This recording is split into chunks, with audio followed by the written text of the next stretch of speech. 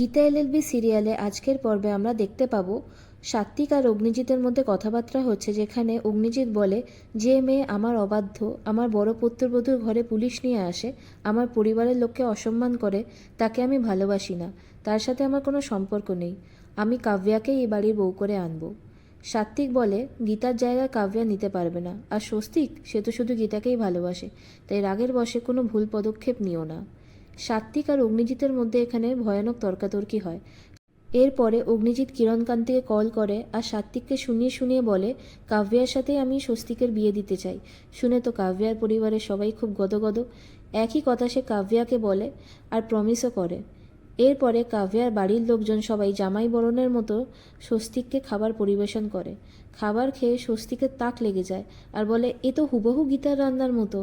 মেহেক এসব কথা কল করে গীতাকে জানাতে থাকে। গীতা স্বস্তিক আর অগ্নিজিতের খাবার না খাওয়া অবধি সে খায় না। খুব ভালোবাসে ওনাদের গীতা। এদিকে খেতে বসে স্বস্তিকের শুধু গীতারই কথা মনে পড়ে, তাই সে খাওয়া ছেড়ে উঠে যায়। সিন শিফট হয়, আমরা দেখি গীতা গণেশের কাছে এসছে।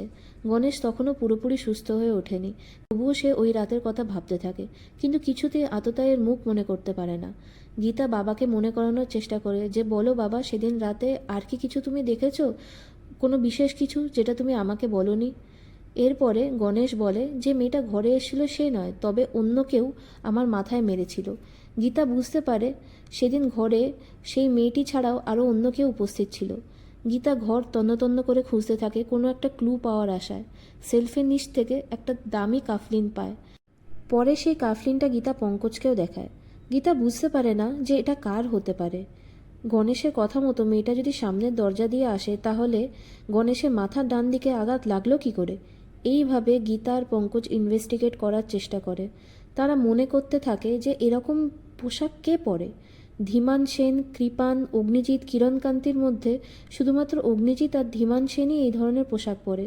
অগ্নিজিৎ বাবু এই রকমের ষড়যন্ত্র করতে পারে না, আর ধীমান সেন তো জেলে আছে, তবে এই কাজ কে করলো? গীতা এরপর ধীমানের অ্যাসিস্ট্যান্ট রঞ্জিতের সাথে দেখা করতে চায়। পঙ্কজ রঞ্জিতকে থানায় নিয়ে আসে। গীতা জেরা করতে শুরু করে রঞ্জিতকে। গীতা জিজ্ঞাসা করে ধীমান সেন কোথায় যেত, কোন হোটেলে উঠত, কী ধরনের পোশাক পরত, সমস্ত ইনফরমেশন রঞ্জিতকে বলতে বলে। রঞ্জিত বাঁদরামি করায় গীতা তাকে থাপ্পড় মারে আর বলে, সবটা সত্যি সত্যি বল। পরবর্তী পর্বে আমরা দেখতে পাবো গীতা জেলের মধ্যে ধীমান সেনের সাথে দেখা করতে যায় আর তাকে বলে, আপনার সমস্ত ঠিকুজি আমি জেনে গেছি। আর তারপরে তাকে কাফলিনটা দেখিয়ে বলে, আমার বাবার ওপর যেখানে হামলা হয়েছিল আমি এটা সেখান থেকে পেয়েছি, আর এই কাফলিনটা আপনার। বন্ধুরা, রিভিউ ভালো লেগে থাকলে ভিডিওটিতে লাইক করুন, কমেন্ট করুন, শেয়ার করুন আর আমার চ্যানেলটিকে সাবস্ক্রাইব করুন। ধন্যবাদ।